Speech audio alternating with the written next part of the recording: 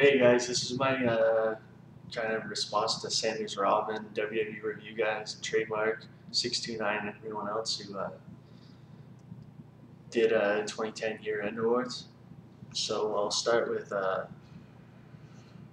um, my favorite non-wrestler of the year. That's Papa Briscoe. Um, you might say Michael Cole, but I don't know. Like Trademark said, he's too inconsistent. And Papa Briscoe brought back the word peckerhead. So yeah, that's the word of the year to me. You got some best women's wrestler, Sara Del Rey, because Kong's no longer the one killing bitches. It's Sara Del Rey, Death Ray. Um, my DVD of the year is The Life Story of the Dragon, Ricky Steamboat, something like that. My rookie of the year is I have to go with Kyle O'Reilly, since Del Rio is not really a rookie and Wade Barrett can't really wrestle. Um, you got let's see, most improved be Dolph Ziggler and Atushi Aoki in Japan. Now, Aoki's been in really long matches, which I'm starting to disagree with 30-minute matches with 100 kickouts, unless it's like Sugiura and Marshima, where you can actually believe it. But Aoki's improved big time, and Ziggler's just, if you got rid of Vicky Guerrero, you'd be perfect. You got comeback of the year. Just go with Marufuji because he had the best year of any junior. Even though he's kind of like a heavyweight too. It's weird. Um, Most overrated, I go with Wade Barrett. He's gonna be big, but his wrestling is so weak, and I couldn't believe his finisher as a child. He picks a guy up and drops him on their back. I've been throwing harder on my back before I got right back up. Unless the guys in WWE are tough or something. It's not a good finish. He's not a great wrestler. And he was carried by guys like Cena. So most underrated, Takashi Sugiura. He's a GHC heavyweight champion. He's been putting on more great matches than any heavyweight in Japan in a long time. And that's coming from a guy's favorite wrestler is Go Shiozaki, their favorite in Japan. So it's not some bias crap. Just he deserves props. And people gotta stop praising Kenta when this guy is putting on matches that stick with you, not just matches spot after spot after spot for 25 minutes. Um, then we got tag team of the year, Chris Hero and Claudio Castagnoli, the Kings of Wrestling. Man, 2011 looks like it might be even better for these two guys, if that's possible. They went all over the world. They even went to Peru, treated like rock stars. They just have everything. They have presence. They have the wrestling. They work together like brothers. And how could you not give it to them? Motor City Machine Guns were almost like a big fish in a small pond in TNA's tag division, but still. Like, at least the Kings aren't as spotty as that. Kings of Wrestling, your tag team of the year, from my point of view. Face of the year, I have to go with Prince David. No one comes close in Japan to getting his reactions. He just sets that crowd off, and even the quietest crowds get loud for him. We have best heel Kevin Steen, hands down. What a despicable bastard! Like you actually wanted him to get fired from ROH despite being like the best heel they maybe ever had. Feud of the year, that brings me to, you know, Kevin Steen and El Generico again. Perfect start of the feud, perfect end, everything was perfect. People say there were some hiccups, but I disagree. I don't think a feud has been that well executed. I don't know, maybe ever. Austin versus McMahon, Rock Austin, none of that compares. Then we have Promotion of the Year. It's Ring of Honor and New Japan Pro Wrestling tie. I think New Japan was a bigger company, but ROH did more with less. New Japan brought in like huge outsiders. They already have a huge talent pool, so yeah. Junior of the Year is my Junior of the Year is Marufuji. Prince Devitt's close because he seems like more of a junior, but Marufuji put on too many great matches to be denied. No one put on as many good junior matches this year. Then we have Match of the Year. GAC Heavyweight Championship, December 5, Joe Higuchi Memorial Show. Takashi Sugiura, the champion, versus Takeshi Morishima. The most hard-hitting match in years. I thought it was better than Danielson versus Morishima. Yeah, 5 stars. Like, plus, higher than Michael's Taker for me. Then your Heavyweight of the Year and Wrestler of the Year is Takashi Sugiura.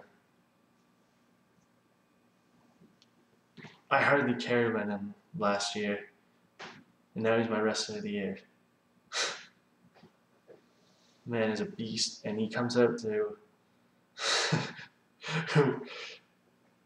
a U2 song, and he makes it badass. So, yeah, you gotta give it to him. Now is my Show of the Year, which I will review. Final Battle 2010 from ROH, Ring of Honor.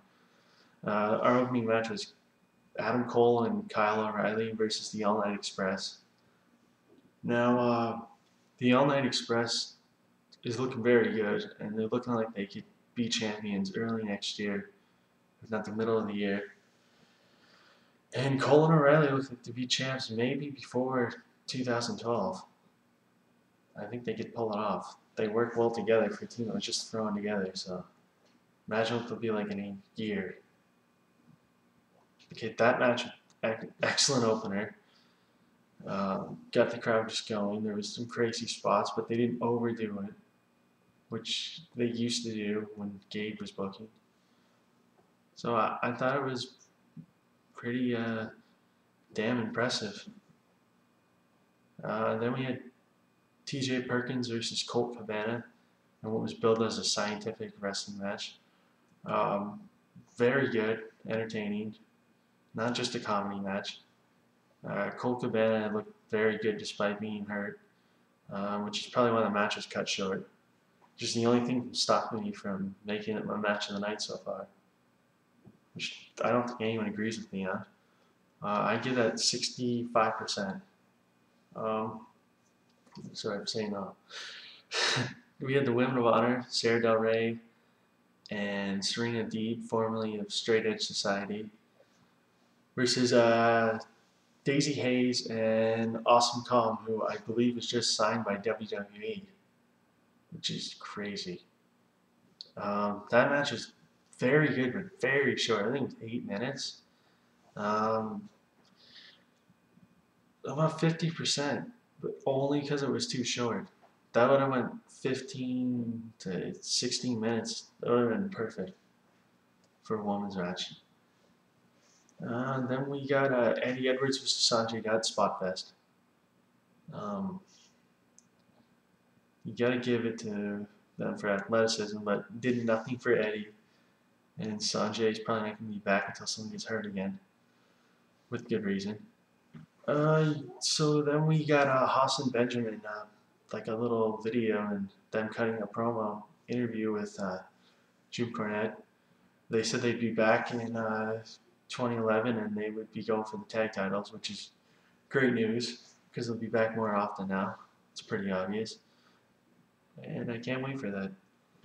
Then we got Homicide versus Christopher Daniels. I feel sorry for Daniels. I think Homicide's hurt. He must be. Either that or TNA sucked his passion out of him too. He does to most guys. Then we have the Briscoes versus the Kings of Wrestling after intermission. And Shane Hagedorn was with the Kings because it was a Didn't mention that. And Papa Briscoe was on the other side. The old man looked good. He put the lip lock on Sarah Del Rey, which it was like attempted rape, but it was the funniest attempted rape ever. And she got ejected, and then the match became better. And you know, the Briscoes and Kings did their thing, did a few things. And Papa Briscoe hit the Doomsday Device lariat or clothesline. It was a lariat. And he looked like Hawk, even, but like Hawk if he was 63 or whatever. It's still excellent. Great match. I give that a 72% because it was pretty entertaining. And Homicide versus Daniels and Edwards versus Dutt don't deserve ratings, really. The world title match, ROH title, Roderick Strong versus Davey Richards. Super hard hitting, also technical, and it didn't go over the top until the last couple minutes. And I can understand why it did, with Davey needing to look strong. I love the finish. Great match. Can't wait for another match between those two. Then we got the real main event, the fight without honor. Kevin Steen versus El Generico, career versus mask. Kevin Steen, he was a great heel, disgusting. What he said to Kevin Kelly was classic, but you got to see it for yourself. GoFightLive.tv to order. $15. It's worth about $45. Yeah, so the match was great. Very violent. For people who like hardcore wrestling, the spots in this not only mean more than most of that garbage, but they actually looked more violent and realistic. Keep that in mind. Those stupid little trades. The finish was perfect. Every false finish was believable, but you thought it was over. It's still that you could see the hatred willing to want. So great match. That's in my top 3 matches of the year. I think it's just ahead Taker versus Michaels, which may surprise a lot of people. Okay, so that was my show of the year, and yeah, my fighting spirit wrestler of the month is Davey Richards, with John Cena's honorable mention for dealing with the 10 or 12 idiots left booing him. Alright, I'll catch you guys later. That was lame.